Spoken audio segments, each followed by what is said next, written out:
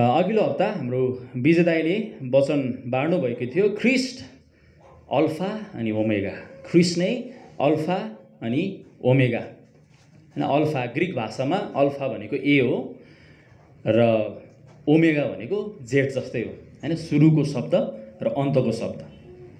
अनि यसो ख्रिस्ट नै सुरु र अन्त्य हुनुहुन्छ। यसको मतलब उहाँ असीमित हुनुहुन्छ। समय थिएन जब उहाँ हुनुहुन्थ्यो। उहाँ समयको परिधिमा बाँधिनुहुन्न। यदि हामी ख्रिस्टमा छौँ भने हाम्रो पनि सुरु र अन्त्य ख्रिस्ट यसो नै हुनुपर्छ। हामी ख्रिस्टमा नै सुरु गर्छौँ र हामी ख्रिस्टमा नै हाम्रो अन्त्य हुन्छ। यदि ख्रिस्ट अनन्त हुनुहुन्छ भने, यदि हामी ख्रिस्टभित्र छौँ भने हामी पनि अनन्त छौँ। आमेन। संसारमा हामी देख्न सक्छौँ कि मानिसलाई चाहिने वस्तुको मूल्य तोकिएको हुन्छ। ध्यान दिएर सुन्नुहोस्। संसारमा हामी देख्न सक्छौँ कि मानिसलाई चाहिने वस्तुको मूल्य तोकिएको हुन्छ। कि सरकारले कि त्यो वस्तु उत्पादन गर्दा लागेको खर्च, मेहनत, ज्यालामा अलिकति फाइदा जोडेर मूल्य राखिने गरिन्छ। जबसम्म तपाईँले त्यसलाई मूल्य तिरेर किन्नुहुन्न तबसम्म तपाईँको त्यो हुँदैन, तपाईँले त्यो प्राप्त गर्न सक्नुहुन्न। मानिसलाई कुनै पनि कुरा प्राप्त गर्न मूल्य चुकाउनुपर्छ, चाहे त्यो पैसाद्वारा होस् वा कामद्वारा।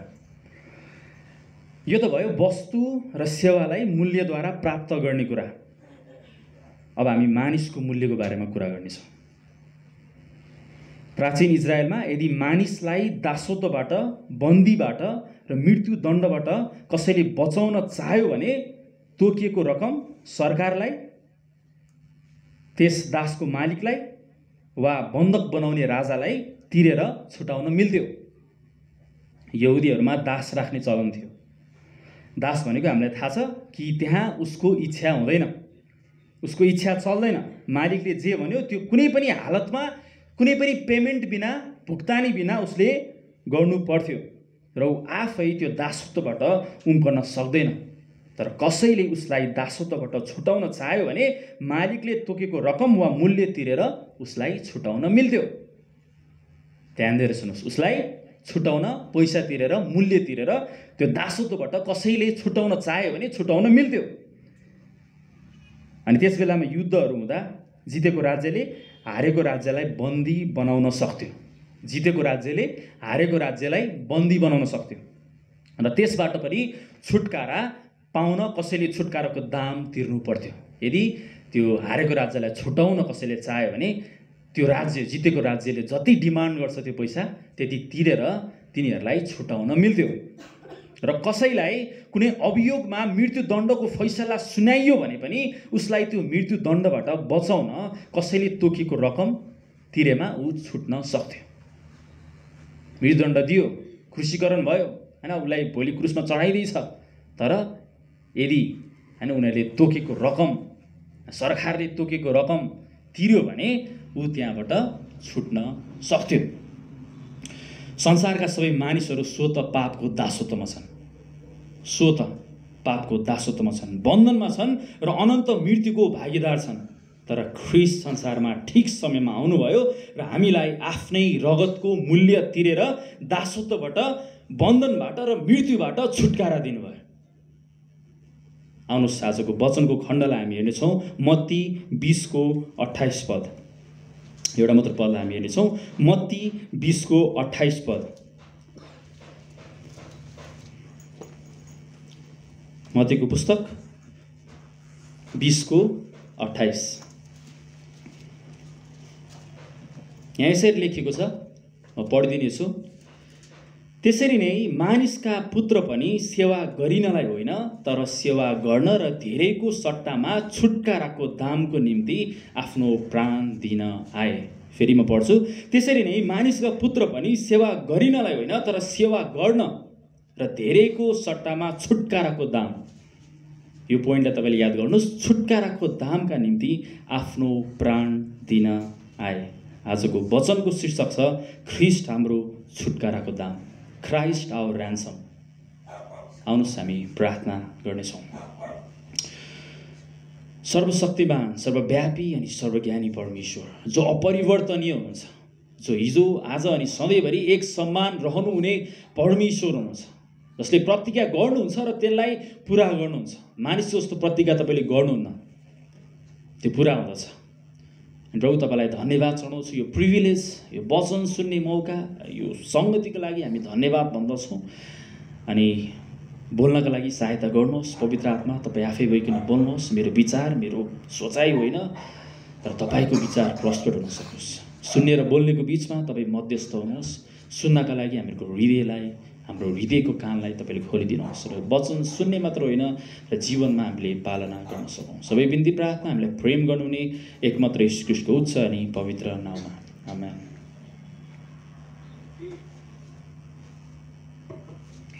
ऱ्यान्सम, छुटकाराको दाम, वास्तवमा अर्थशास्त्रको भाषा हो, जहाँ बन्दीहरूलाई दण्ड आज्ञा पाएकाहरूलाई पुनर्स्थापित गर्न वा पहिलेकै अवस्थामा फर्काउन चुकाउनु पर्ने, तिर्नुपर्ने मूल्य वा रकम हो। छुटकारा, रिडेम्सनको बारेमा बाइबलले जति अरू कुनै किताबले पनि, अरू कुनै पुस्तकले भनेको छैन। मुक्तिको पक्षलाई बाइबलले विभिन्न तरिकाले व्यक्त गरेको छ, जस्तै धर्मीकरण, धर्मपुत्रको सिद्धान्त, छुटकाराको दाम वा मूल्य। यी मध्येमा हामी छुटकाराको दामलाई आज स्पष्ट रूपमा बुझ्नेछौँ। 1 तिमोथी 2:6 भन्दछ, जसले आफैलाई सबैका लागि छुटकाराको दामको रूपमा दिइहाल्नुभयो, जसको साक्षी ठिक समयमा दिइयो। 1 तिमोथी 2:6 यहाँ लेखिएको छ, जसले आफैलाई सबैका लागि छुटकाराको दाम, आफैलाई छुटकाराको दामको निम्ति दिइहाल्नुभयो, आफैलाई दिइहाल्नुभयो। कतिजनाले छुटकाराको निम्ति तोकिएको मूल्य चुकाउन सक्दैनन् र उनीहरू मारिन्छन्। जस्तै उदाहरणको लागि हैन, कतारमा नेपालीहरू कति अभियोगमा जेल पर्छन्, हत्याको अभियोगमा जेल पर्छन् र उनीहरूले, सरकारले एउटा रकम तोक्छ र त्यो रकम घरबाट पठाउन नसक्ने क्षमता हैन, उनीहरूसँग क्षमता हुँदैन र उनीहरूले दण्ड पाउँछन्। उनीहरू त्यो दण्डबाट उनीहरू उम्कन सक्दैनन्, उनीहरूले त्यो दण्डबाट छुटकारा पाउँदैनन्। तिर नसक्ने डिमान्ड पनि त्यहाँ हुनसक्छ। जस्तै प्लेन हाइज्याक भयो भने हैन, मुभीहरू हेर्नुभयो होला, जब प्लेन हाइज्याक हुन्छ, त्यो हाइज्याक गर्ने व्यक्तिले हैन, त्यो जोसुकै होस्, उनीहरूले केही न केही डिमान्ड गरेको हुन्छ, अनि मात्र हामी छोडिदिन्छौँ भनेर भन्छ। तर कति समय सरकारले उनीहरूले भने जस्तो रकम, अथवा व्यक्तिले पनि हैन, कसैको किडन्याप भएको छ भने उनीहरूले भने जति रकम चुकाउन नसक्ने पनि हुन सक्छन्। तर हाम्रा प्रभु यीशु ख्रीष्टले आवश्यक परेका सबै कुराहरू गर्नुभयो, सबै कुराहरू गर्नुभयो र हाम्रो निम्ति अति उत्तम सिद्ध बलिको रूपमा र छुटकाराको दामको रूपमा आफैलाई अर्पण गर्नुभयो। छुटकाराको दामको रूपमा आफैलाई अर्पण गर्नुभयो। मानिस अदनको बगैँचाको घटनापछि बन्धनमा पर्यो, पापको दासत्वमा पर्यो र मृत्युको हावी मानिसमा भयो। त्यति सुन्दर स्वर्गबाट उनीहरू निकालिनु पर्यो जहाँ पाप थिएन। बाइबलले हामीलाई भने चाहिँ पापको ज्याला मृत्यु हो र त्यसको ज्याला नतिरेसम्म मानिस यो बन्धनबाट उम्कन सक्दैन। त्यो नतिरेसम्म, त्यो दासत्वबाट ऊ निस्कन सक्दैन, आफैले ऊ निस्कन सक्दैन, आफ्नो प्रयासमा ऊ निस्कन सक्दैन। परमेश्वरले मूसालाई व्यवस्था दिनुभयो ताकि पाप अझै मानिसमा छर्लङ्ग रूपमा देखियोस्, अझै स्पष्ट होस्, पाप भनेको यो हो भनेर मानिसहरूमा प्रष्ट होस्। यसकारण व्यवस्था दियो। त्यसको छुटकाराको निम्ति छायाको रूपमा निष्कोट जनावर बलि गर्नुपर्ने विधि वा व्यवस्था परमेश्वरले दिनुभयो, जसले पूर्ण रूपमा कहिले पनि पापबाट मानिसलाई छुटकारा दिन सकेन, कारण व्यवस्था पूर्ण रूपमा कसैले पालन गर्न सकेन। मानिसको मुक्तिको लागि वा भनौँ भने पापको ज्यालाको निम्ति त्यहाँ छुटकाराको दाम आवश्यक थियो र छ आज पनि। र यो एउटा कुनै धनी मानिसको सामर्थ्यमा छैन। दाउदले भन्दछन् भजन सङ्ग्रह 49:6-9, जसले आफ्नो धन सम्पत्तिमाथि भरोसा राख्छन् र आफ्नो धनको भरपुरीमा घमण्ड गर्छन्, तीमध्ये कसैले पनि आफ्नो भाइलाई कुनै रीतिले छुटाउन सक्दैन, न त उसका निम्ति परमेश्वरलाई छुटकाराको दाम नै दिन सक्छ। छुटकाराको दाम नै दिन सक्छ, किनकि तिनीहरूको प्राणको छुटकाराको दाम अमूल्य छ र कहिल्यै पुग्दैन, कहिल्यै पुग्दैन। मानिसले तिर्ने मूल्यले त्यो कहिल्यै पुग्दैन। त्यो चाहे बिल गेट्स चाहिँ किन नहोस्, होइन, ऊ संसारकै सबभन्दा धनी व्यक्ति किन नहोस्, उसँग भएको पैसाले त्यो तिर्न सकिँदैन। त्यो छुटकाराको दाम पुग्दैन, कहिल्यै पुग्दैन। र मानिसद्वारा पापबाटको छुटकारा सम्भव छैन। एउटा धनी मानिसले म तपाईँलाई पापबाट छुटाउन सक्छु, मसँग यति धेरै पैसा छ कि म पापलाई पनि तिर्न सक्छु, होइन, पापको ज्याला पनि तिर्न सक्छु भनेर कुनै व्यक्तिले भन्न सक्दैन। केवल परमेश्वरले मात्र हामीलाई यसको मूल्य तिरेर छुटाउन सक्नुहुन्छ। केवल परमेश्वरले मात्र, केवल परमेश्वर नै हाम्रो उद्धारकर्ता हुन सक्नुहुन्छ। उहाँ बाहेक अरू कोही हुनै सक्दैन। होसे 13:4 भन्दछ, तरै पनि मिश्र देशदेखि नै म चाहिँ परमप्रभु तिम्रा परमेश्वर हुँ, अनि तिमीले मलाई बाहेक अरू कसैलाई परमेश्वर भनी नमान्नु, किनभने म बाहेक अरू कुनै उद्धारकर्ता छैन। परमेश्वरले भन्नुहुन्छ म बाहेक अरू कुनै उद्धारकर्ता छैन। येशू ख्रीष्ट मात्र हाम्रो छुटकाराको दाम हुनुहुन्छ। Ransom, Christ is our only ransom. जसले क्रुसको बलिदानद्वारा त्यो तिर्नुभयो। कसरी तिर्नुभयो? क्रुसको बलिदानद्वारा उहाँले त्यो तिर्नुभयो, छुटकाराको दाम तिर्नुभयो। येशू ख्रीष्टले तिर्नुभएको त्यो मूल्यले अब हामीलाई पापबाट, मृत्युबाट, शैतानबाट र अनन्तको नरकबाट सधैँको लागि बचाएको छ। अघि मैले भने जस्तै, होइन, यहुदीहरूमा दासत्व थियो। दासत्वबाट तपाईँले छुटाउन चाहनुहुन्छ भने तपाईँले रकम तिर्नुपर्छ। मृत्युदण्डबाट छुटाउन चाहनुहुन्छ भने तपाईँले रकम तिर्नुपर्छ। र येशू ख्रीष्टले यो तिनटै कुरा गर्नुभयो। हामी बन्धक थियौँ, हामी मृत्युमा थियौँ, अनि मृत्युले हामीलाई हावी गरेको थियो मानिसलाई। र येशू ख्रीष्टले यी तिनटै कुराबाट हामीलाई छुटकारा दिनुभयो। उहाँले तिर्नुभएको त्यो छुटकाराको दामद्वारा आज हामी स्वतन्त्र भएका छौँ। आमेन। र अब हामीले सुसमाचारमा, जब हामी सुसमाचार प्रचार गर्छौँ, हामीले यो अनिवार्य रूपमा सुनाउनु पर्छ कि ख्रीष्टमा हाम्रो छुटकाराको दाम तिरिएको छ। सुसमाचार सुनाउँदा तपाईँले ध्यान दिनुपर्ने कुराहरू यो एकदमै अनिवार्य छ कि ख्रीष्टले तपाईँको छुटकाराको दाम तिरिसक्नु भएको छ। जसद्वारा हामी अब यो मृत्युको, पापको, शैतानको बन्धनबाट स्वतन्त्र भयौँ वा हामीले छुटकारा पायौँ। सुसमाचार तपाईँको जीवन गवाईको विषयमा होइन, न त यो चङ्गाई सम्पन्नताको बारेमा हो। यो केवल ख्रीष्टको बारेमा हो, केवल ख्रीष्टको बारेमा, जसले हामीलाई मूल्य तिरेर छुटाउनु भयो। अक्सर छुटकाराको दाममा पैसा वा मूल्यवान वस्तु जस्तै सुन, चाँदी प्रयोग गरिन्छ। इजरायलमा त्यो प्रयोग गर्ने चलन थियो कि त्यसको सट्टा पैसा चाहियो, होइन, कि सुन अथवा चाँदी। तर यहाँ रगत र मासुको प्रयोग भएको छ, जुन ख्रीष्टले बगाउनु भयो र तोड्नु भयो केवल हाम्रो छुटकाराको निम्ति। किनभने यो आत्माको छुटकारा हो। आमेन। ख्रीष्ट संसारमा आउनुभएको मुख्य कारण यही हो भनेर पावलले भन्दछन् 1 तिमोथी 1:15 यो विश्वास योग्य र हर प्रकारले ग्रहण योग्य वचन हो, ख्रीष्ट येशू पापीहरूलाई मुक्ति दिन यस संसारमा आउनुभयो, जसमध्ये मुख्य म हुँ। पावलले यसरी भन्दछन् यो वचन हर प्रकारले विश्वास योग्य छ कि ख्रीष्ट येशू पापीहरूलाई मुख्य रूपमा पापीहरूलाई मुक्ति दिनको लागि आउनुभयो। कसैले तपाईँलाई प्रश्न गरेर साधारण रूपमा ख्रीष्ट किन आउनुभयो? तपाईँले सिम्पल एन्सर, ख्रीष्ट पापीहरूलाई मुक्ति दिनको लागि आउनुभयो। बाइबली उत्तर, एउटा सिम्पल उत्तर यो। पावलले भन्दछन् जसमध्ये मुख्य म, अनि मुख्य चाहिँ म। पावल चाहिँ यदि तपाईँले आफैलाई पापी ठान्नुहुन्छ भने मात्र तपाईँलाई छुटकाराको आवश्यक पर्छ, नत्र भने तपाईँको निम्ति त्यो मूर्खता मात्र हो। क्रुस मूर्खता मात्रै हो। क्रुस केही हो भनेर तपाईँले बुझ्नु अघि तपाईँले पहिला आफैलाई म पापी हुँ भनेर ठान्नुपर्छ। जबसम्म तपाईँले आफैलाई पापी हुँ भनेर ठान्नुहुन्न तपाईँलाई मुक्तिको के काम? तपाईँलाई मुक्तिको आवश्यक छैन तपाईँको विचारमा। है फेरि तपाईँको विचारमा तपाईँलाई मुक्तिको आवश्यक छैन, किनभने तपाईँ पापी आफै महसुस गर्नुहुन्न, तपाईँ आफै सो धार्मिक ठहरिनुहुन्छ भने तपाईँलाई मुक्ति आवश्यक छैन। तपाईँलाई येशू ख्रीष्टको मतलब छैन। येशू ख्रीष्ट आएको तपाईँलाई केही पनि फरक पर्दैन, त्यो आउनुभयो जानुभयो मतलब छैन। तर साँच्चै यदि तपाईँले आफैलाई पापी महसुस गर्नुहुन्छ भने पावलले भने चाहिँ पापीहरूमा मुख्य म नै हुँ, तब मात्र तपाईँलाई बल्ल मुक्तिदाताको आवश्यक पर्छ।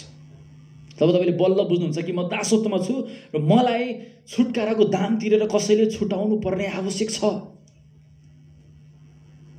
तपाईँ अन्धकारमा हुनुहुन्छ भने मात्र तपाईँलाई ज्योतिको आवश्यक पर्छ।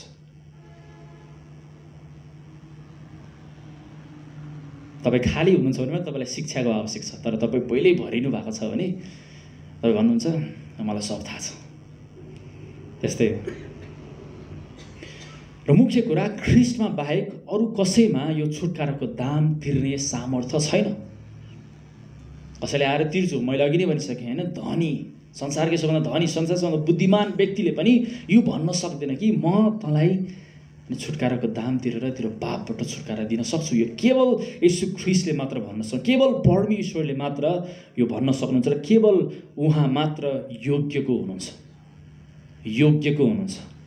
यूहन्ना रोइरहेका थिए किनकि स्वर्गमा भएको त्यो पुस्तक खोल्न पढ्न र त्यसमा हेर्न सक्ने कोही योग्यको पाइएन।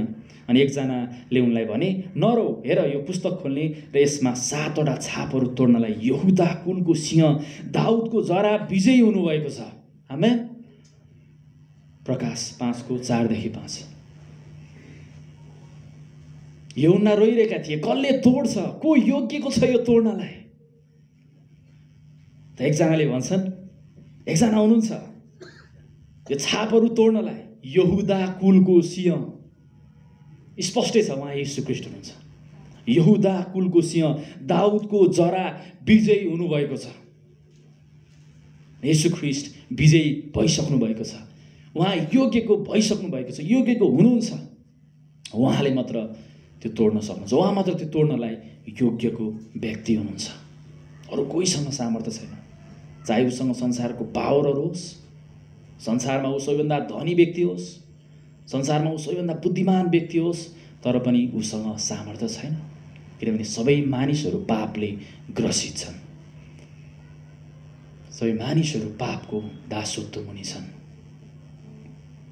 र क्रिस्चियन भइसकेपछि पनि तपाईँ पापबाट पूर्ण रूपमा तपाईँ निस्किनु भएको छैन, पाप नगर्ने तपाईँ हुनुभएको छैन। हामी हरेक दिन पाप गर्छौँ, र त हामी हरेक दिन प्रार्थना गर्छौँ, र त हामी हरेक दिन पश्चाताप गर्छौँ, र त हामीलाई हरेक दिन सुसमाचारको आवश्यक पर्छ। हरेक दिन पश्चाताप गर्नु आवश्यक छ। केही महत्त्वपूर्ण प्रश्नहरू। त्यसो भए छुटकाराको दाम के हो? तपाईले लेख्न सक्नुहुन्छ, छुटकाराको दाम के हो त? छुटकाराको दाम ख्रीष्टको सिद्ध जीवन र उहाँको मृत्यु हो। छुटकाराको दाम ख्रीष्टको सिद्ध जीवन र उहाँको मृत्यु हो, जसले जो हामीले जिउन नसक्ने व्यवस्थामा, हामीले पालना गर्न नसक्ने ती आज्ञाहरूमा उहाँ जिउनु भयो। उहाँले एउटा पनि भङ्ग गर्नु भएन, एउटा व्यवस्थालाई पनि, एउटा नियमलाई पनि उहाँले भङ्ग गर्नु भएन। र हामीले भोग्नुपर्ने दण्ड, मानिसहरूले धेरैले भन्ने गर्छन् कि येशू ख्रीष्ट हाम्रो निम्ति मर्नु मात्र भयो। तर मर्नु मात्र भएन प्रियहरू, येशू ख्रीष्ट हाम्रो निम्ति जिउनु पनि भयो। हामीले पालना गर्न नसक्ने व्यवस्थामा उहाँ जिउनु भयो, एउटा पनि उहाँले आज्ञा भङ्ग गर्नु भयो र उहाँ मर्नु भयो। हामीले भोग्नुपर्ने दण्ड, हामीमाथि पर्नुपर्ने पिताको क्रोध उहाँले आफूमाथि लिनुभयो। हाम्रो सट्टामा उहाँ क्रुसमा जानुभयो। He is the perfect substitution. प्रभु ख्रीष्ट हाम्रो छुटकाराको निम्ति अति योग्यको प्रतिस्थापन, सब्स्टिट्युसन, हाम्रो सट्टामा प्रतिनिधि भएर जानुहुने हुनुहुन्छ। भनेपछि छुटकाराको दाम, त्यहाँ पैसा थिएन, त्यहाँ चाँदी थिएन, त्यहाँ सुन थिएन, छुटकाराको दाम येशू ख्रीष्ट नै हुनुहुन्थ्यो। येशू ख्रीष्ट नै हुनुहुन्थ्यो, उहाँको सिद्ध जीवन र उहाँको मृत्यु। छुटकाराको दाम कसले तिर्यो? दोस्रो प्रश्न, छुटकाराको दाम कसले तिर्यो? पक्कै पनि येशूले आफैलाई पिताको इच्छामा राखेर उहाँको योजनाअनुसार तिर्नुभयो। जनावरको बलिदानलाई सदाको लागि उहाँले विस्थापित गर्नुभयो। पक्कै पनि येशू ख्रीष्टले त्यो छुटकाराको दाम तिर्नुभयो। तिर्ने व्यक्ति पनि उहाँ हुनुहुन्छ र छुटकाराको दाम पनि उहाँ नै हुनुहुन्छ। इन्ट्रेस्टिङ कुरा। अर्को अचम्म लाग्दो प्रश्न, कसलाई यो छुटकाराको दाम तिरियो त? छुटकाराको दाम तिर्नुभयो भनेर हामीले अघिदेखि भनिरहेका छौँ, तर कसलाई तिर्नुभयो त उहाँले? पुत्र येशू ख्रीष्टले पितालाई तिर्नुभयो। पुत्र येशू ख्रीष्टले पितालाई छुटकाराको दाम तिर्नुभयो, शैतानलाई होइन। कति मानिसहरूले यस्तो भन्ने गर्छन्, तर यो गलत हो। शैतानलाई तिर्नुभएको होइन, परमेश्वर पितालाई तिर्नुभयो। किनभने पापको कारणले हामी क्रोधका सन्तान भयौँ, परमेश्वरबाट अलग भयौँ र उहाँको क्रोध हामीमाथि दन्कियो। उहाँले पापलाई घृणा गर्नुहुन्छ। यसकारण त उहाँ पापीहरूलाई उनीहरूको पापबाट छुटकारा दिन आउनुभयो। नत्र भने त पाप सहित मान्छे होइन स्वर्गमा प्रवेश हुन्थ्यो होला। तर स्वर्ग प्रवेशको मापदण्ड नै पूर्ण सिद्धता हो, 100% पर्फेक्टनेस। स्वर्ग प्रवेशको मापदण्ड पूर्ण सिद्धता हो, जो हामी मानिसमा छैन र हाम्रो पहलमा, हाम्रो प्रयासमा त्यो हुँदैन। यसकारण ख्रीष्ट आउनुभयो, पिताको त्यो न्यायको मागलाई, उहाँले डिमान्ड गर्नुभएको त्यो न्यायलाई, डिमान्ड गर्नुभएको त्यो दामलाई उहाँले पुरा गर्नुभयो र उहाँको क्रोधलाई शान्त पार्नुभयो। पिताको क्रोधलाई उहाँले शान्त पार्नुभयो। उहाँ भनौँ भने छुटकाराको दाम पितालाई तिर्नुभयो। वास्तवमा परमेश्वरले हामीलाई परमेश्वरबाट नै बचाउनु भयो। God saves us from God himself. उहाँको मानिस जातिप्रति आउँदै गरेको क्रोधबाट पुत्र येशू ख्रीष्टद्वारा हामीलाई त्यो क्रोधबाट ख्रीष्टले बचाउनु भयो, परमेश्वरले बचाउनु भयो। परमेश्वरबाट हामीलाई परमेश्वरले मात्र बचाउन सक्नुहुन्छ र उहाँले आफ्नो पुत्र पठाउनु भयो। परमेश्वर मानव रूपमा आउनुभयो, पितालाई त्यो मूल्य तिर्नुभयो। एफिसी 5:12 भन्छ, यसकारण तिमीहरू प्रिय छोराछोरीहरू जस्ता परमेश्वरका देखासेखी गर्नेहरू हौ र प्रेममा हिँड, जसरी ख्रीष्टले पनि हामीलाई प्रेम गर्नुभयो र मिठो बासना दिने सुगन्धित हुनका लागि भेटी र बलिदानको रूपमा आफैलाई हाम्रा निम्ति परमेश्वर कहाँ अर्पण गर्नुभयो। यहाँ तपाईँले प्रमाण पाउनुहुन्छ, कसलाई अर्पण गर्नुभयो? परमेश्वर कहाँ आफैलाई अर्पण गर्नुभयो। परमेश्वर पितालाई त्यो तिर्नुभयो। यो दाम शैतानलाई तिरिएको होइन भन्ने प्रमाणमा येशूले कहिले पनि भूतहरू निकाल्दा भूतलाई तिर्नु भएन क्या। म तँलाई यति पैसा दिन्छु अनि त त्यो मान्छेबाट निक्ली भनेर कहिले पनि उहाँले भन्नु भएन। तर केवल हकार्नु भयो, केवल गाली गर्नुभयो, त निस्किजा भनेर भन्नुभयो। र क्रुसमा शैतानको हविगत के भएको थियो होइन? मानिसहरू कतिपय चाहिँ क्रुसमा चाहिँ शैतानलाई पेमेन्ट गरियो, शैतानलाई होइन पिताले के अरे पुत्रले तिर्नुभयो। तर क्रुसमा के अविगत भएको थियो शैतानको, हामी हेरौँ है त। कलसी 2:15 अनि प्रधानहरू र अधिकारहरूलाई हात हतियार सहित पारेर उहाँले तिनीहरूलाई खुल्लम खुल्ला तमासा बनाइदिनु भयो र यसैमा उहाँ तिनीहरूमाथि विजयी बन्नुभयो।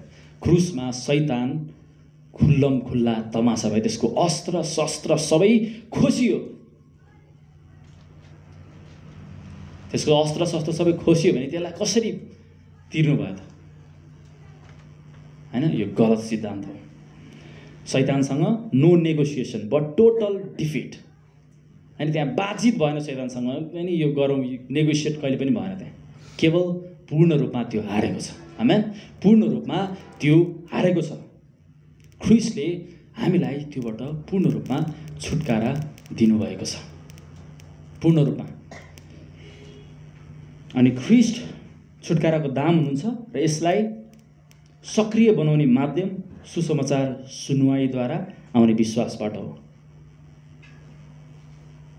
तिरिसक्नुभयो, काम भइसकेको छ, केवल विश्वासको आवश्यक छ।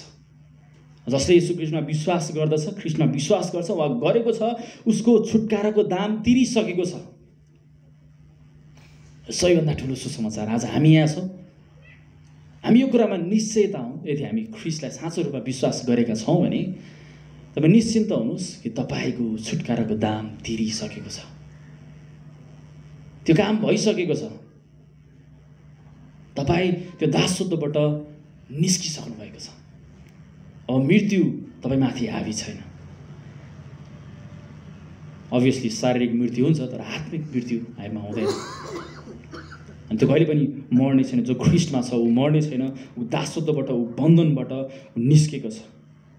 हामी यदि ख्रीष्टमा छौँ भने पापको बन्धनबाट, अनन्तको मृत्युबाट, मृत्युदण्डबाट र शैतानबाट पूर्ण रूपमा हामीले छुटकारा पाएका छौँ। पूर्ण रूपमा हामीले छुटकारा पाएका छौँ। यो सबैभन्दा ठुलो सुसमाचार। हाम्रो निम्ति त्यो प्राइस तिरिसक्यो होइन, त्यो पेमेन्ट भइसकेको छ। अब तपाईँ चाहेर पनि तपाईँ होइन फेरि त्यो बन्धनमा जान सक्नुहुन्न, किनभने तपाईँ छुटिसक्नुभयो त्यो कुराबाट। अन्तमा के हामी धन्यवादी छौँ? यो छुटकाराप्रति जसरी अयुबले धन्यवाद चढाएका थिए 33:24 उनले भने उहाँ त्यसप्रति अनुग्रही बन्नुहुन्छ र भन्नुहुन्छ, त्यसलाई तल खाडल जानदेखि छुटाऊ, मैले छुटकाराको दाम पाएको छु। आमेन। मैले छुटकाराको दाम पाएको छु। पिताले भन्दै हुनुहुन्छ त्यो खाडलदेखि जानबाट छुटाऊ। अब त्यो खाडलमा जानु पर्दैन, किनभने मैले के पाइसकेँ? छुटकाराको दाम पाइसकेको छु। पेमेन्ट मेरो हातमा आइसक्यो। अब उसलाई जानु पर्दैन। उसको मृत्युदण्ड के भयो? त्यहाँ काट्यो होइन, मृत्युदण्ड अब हुँदैन, त्यो स्थगित भयो। जसरी अयुब यहाँ धन्यवादी भएका छन्, के हामी पनि धन्यवादी छौँ यो कुरामा? अब हामी के ख्रीष्टको विश्वासमा जिउन प्रतिबद्ध छौँ?